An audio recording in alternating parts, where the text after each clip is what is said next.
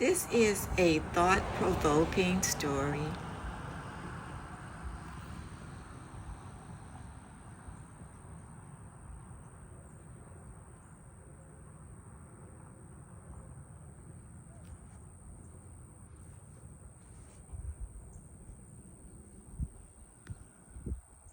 This is a historical story about a tree and what occurred at the tree. And the story goes like this.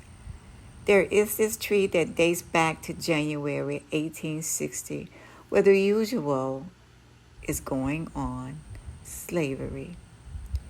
And there was a gentleman named Edward Palmer. He purchased 680 acres from David Bright.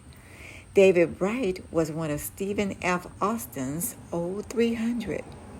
The land cost $6,000, and what Edward Palmer wanted to do was to create a plantation.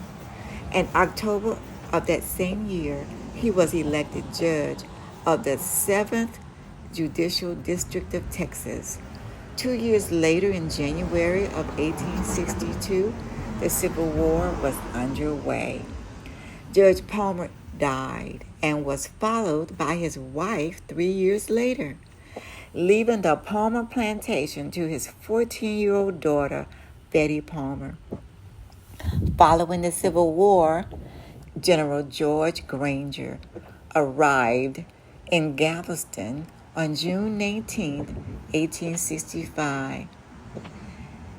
Well, things had cleared up by then and officially putting an end to slavery in Texas.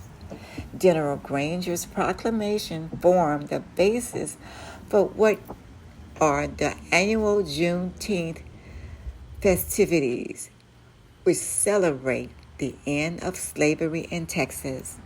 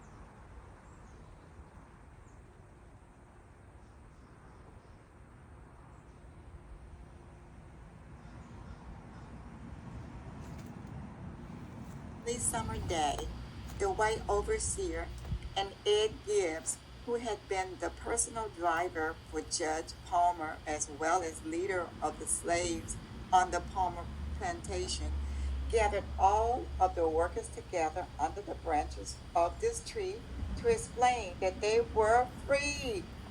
He further announced that planting and cultivation would continue and that they were welcome to stay on the Palmer land to live and work if they choose.